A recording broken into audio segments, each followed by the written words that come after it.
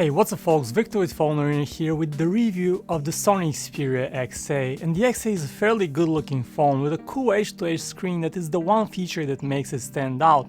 Slightly tapered towards the edges, screen makes it easier to glide your finger along the glass surface, and the phone is very narrow and compact. It comes in 4 fresh colors: white, black, lime gold and rose gold, and it's also nice to see a metal frame on the Xperia XA, making the phone feel solid in the hand. Back cover is plastic, but that's okay. Unlike trendy glass surfaces, this is not a fingerprint magnet. Disappointingly, there is no fingerprint scanner on the XA. Even the cheapest Chinese phones these days have one, so that's a pity. And just in case you're wondering, the handset also lacks any form of special water protection.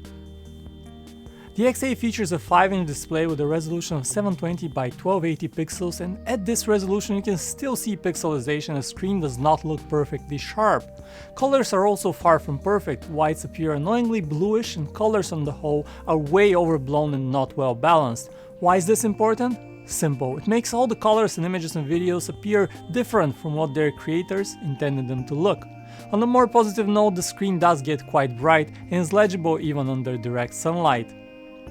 Like all Sony phones, the affordable Xperia XA features the light and non-intrusive Sony custom skin. It runs on top of Android 6 Marshmallow.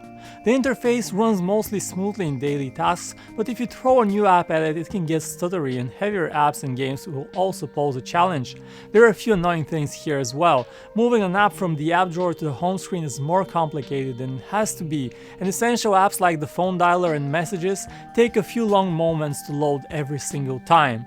The XA also vibrates with a very strange and annoying pattern. Its vibrations are intense and stress-inducing even for the smallest of notifications.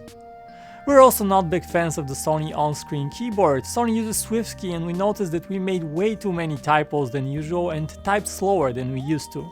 On a positive note, you have nice customization options on the Xperia XA via Sony's What's New app. It features cool themes that you can get for a few bucks.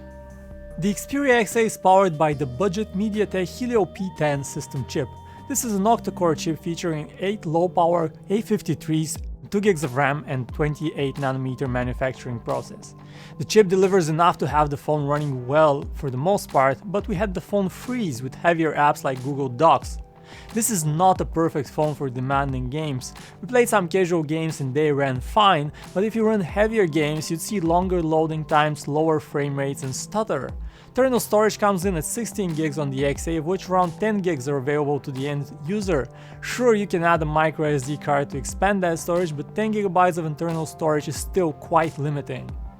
In terms of 4G LTE bands, they vary. The Xperia XA supports all major bands for Europe, but it seems to be severely limited in its US model. In the United States, you can order the XA on Amazon and it comes with 4G LTE bands 1, 2, 3, 5, 7, 8 and 20. This means that the XA does not have the crucial bands for AT&T and T-Mobile 4G LTE, so no proper LTE connectivity.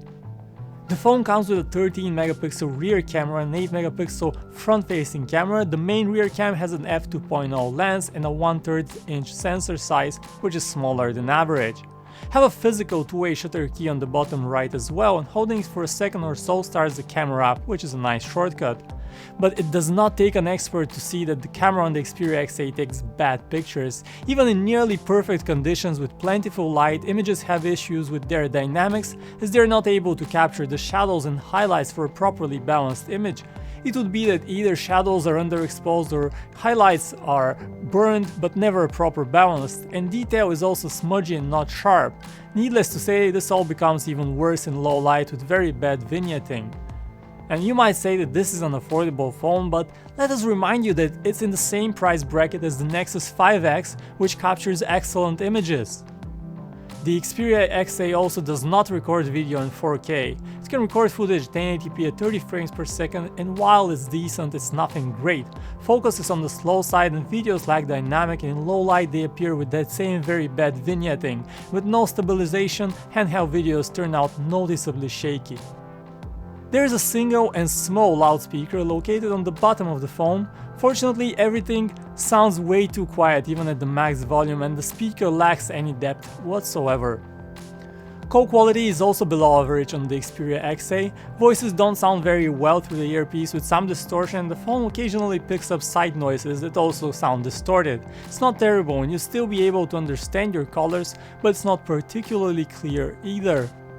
In terms of battery life, the XA will last you a day with no heavy use, but put it under more strenuous use and you need to recharge before the end of the day. There's no quick charging either. It takes an excruciating 2 hours and more to fully charge the XA's battery from 0 to 100.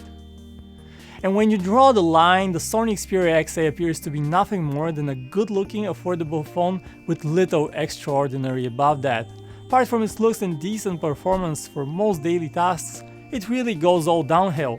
The display has bluish oversaturated colors, heavier tasks make the phone stutter, camera quality is uninspiring, battery life is below average. Top of that, there is lack of proper 4G LTE bands and internal storage is limited. There's not even a fingerprint scanner on board. Now, it's hard to recommend a phone with so many flaws. At the price of just $280, the Xperia XA still has plenty of strong competition. The 5.2-inch Nexus 5X, the OnePlus 2 and the Moto G Plus 4th generation are all sold at around the same price and are way better phones in all aspects.